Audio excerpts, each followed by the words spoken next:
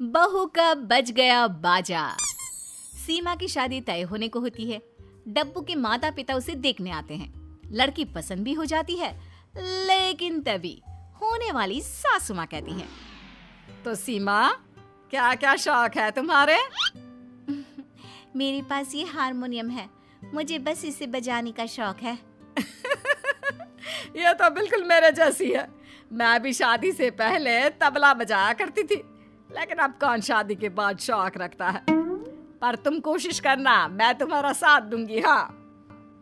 होने वाले ससुर जी कहते हैं, कैसे साथ दोगे तुम रहती हो गांव में, बहू रहेगी बेटे के पास शहर में।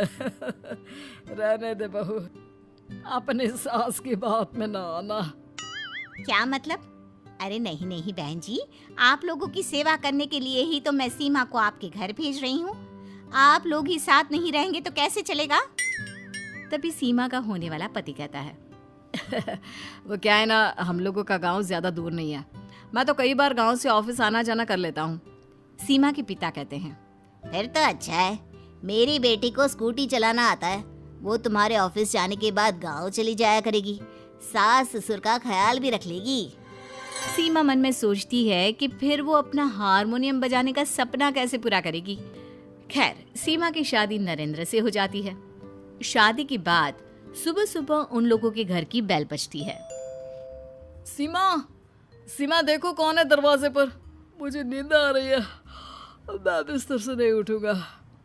कई बार आवाज देने पर भी जब सीमा नहीं सुनती तो नरेंद्र उठ जाता है। अरे ये टीवी किसने ऑन कर दिया है? लेकिन टीवी तो बंद है। ओहो, ये सीमा भी ना, लग रहा है वॉशरूम में होगी। चलो मैं ही दरवाजा खोल दूं। सामने उन लोगों के 2-4 पड़ोसी होते हैं। हाँ जी, क्या हो गया? सुबह सो गए, चंदा लेने आ गए हैं क्या? चंदा नहीं, ये बताने आए हैं कि आपके घर से इतने अच्छे हारमोनियम बजने की धुन सुनाई दे रही है। क्या कोई संगीत सम्राट आए हैं? अब नरेंद्र को समझते देर नहीं लगती कि पत्नी सीमा क्या कर रही है।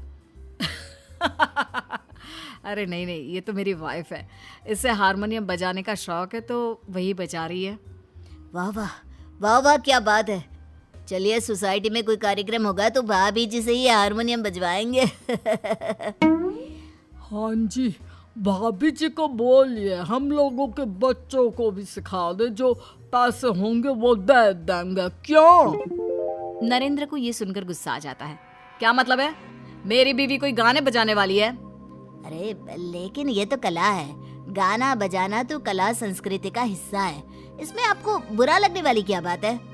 नहीं नहीं, मैं काफी अच्छा कमा लेता हूँ। मुझे जरूरत नहीं है कि मेरी बीवी पैसे के लिए सारा दिन घर में बच्चों को हारमोनियम बजाना सिखाए, समझे?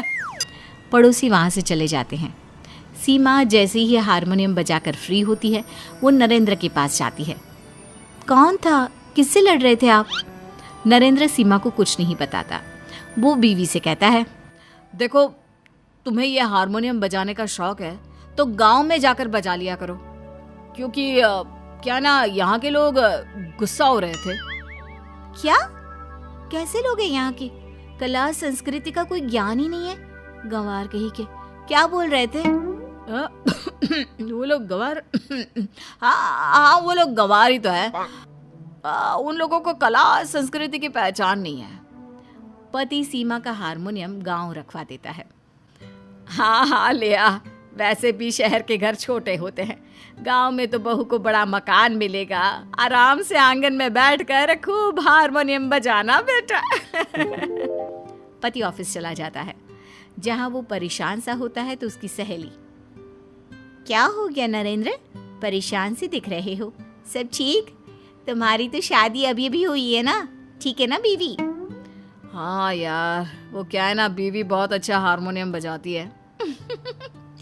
तो इसमें परेशान होने वाली क्या बात है?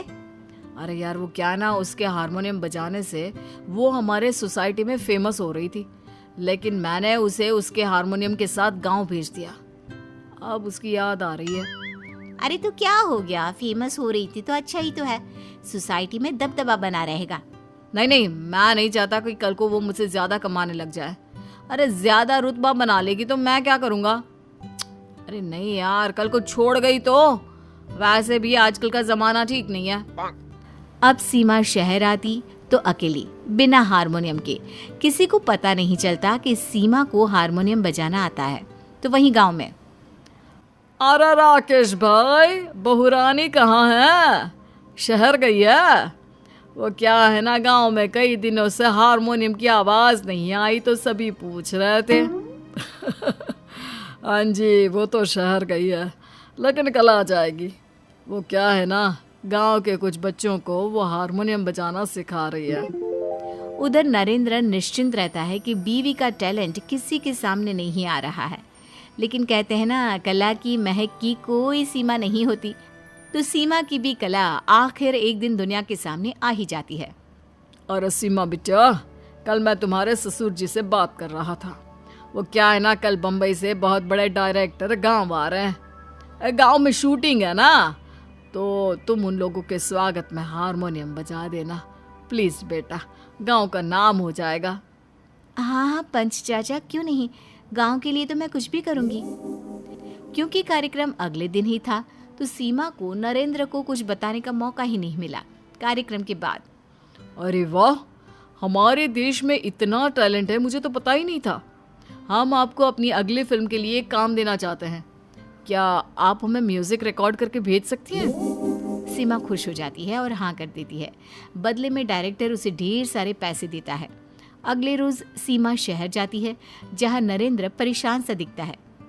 अरे क्या हो गया, परेशान क्यों है? वो इस घर का मकान मालिक आ रहा है, हम लोगों को मकान खाली करना पड़ेगा। अब इतना सारा सामान लेकर कहाँ जाएंगे हम? सीमा पति को चेक देती है। ये लीजिए, एक अपना घर ले लेते हैं, आप परेशान होते हैं तो हमें अच्छा नहीं लगता। पति चेक देकर खुश हो जाता है। वाह क्या बात है, लगता है ससुर जी ने बेटी को चेक दे दिया है घर लेने के लिए। क्यों? अरे कैसी बात कर रहे हैं, पापा से क्यों पैसे लूंगी मैं, आप अच्छा कमा रहे हैं। पापा से पैसे नहीं लिए तो फिर कहाँ से आए ये पैसे? सीमा खुशी खुशी पति को सारी बात बता देती है। क्या तुम फिल्मों के लिए संगीत दोगी? नहीं नहीं सीमा, मैं नहीं इजाजत देता तुम्हें इन सब चीजों के लिए। कल को तुम फेमस हो गई और मुझे छोड़कर चली गई तो? नहीं, मुझे नहीं चाहिए ये पैसे। अरे कैसी बात कर रहे हैं आप, क्यों आपको छोड़ दूंगी? पैसे आएंगे तो हम लोगों की ही तो जिंदगी अच्छे से चलेगी, मेरा शौक भी बरकरार रहेगा। आज घर लेने के लायक तो हम दोनों मिलकर हैं ही ना। पति को सीमा की बात समझ में आ जाती है और वो गांव से सीमा का हारमोनियम शहर ले आता है। अब ठीक है ना, चलो हो जाओ शुरू।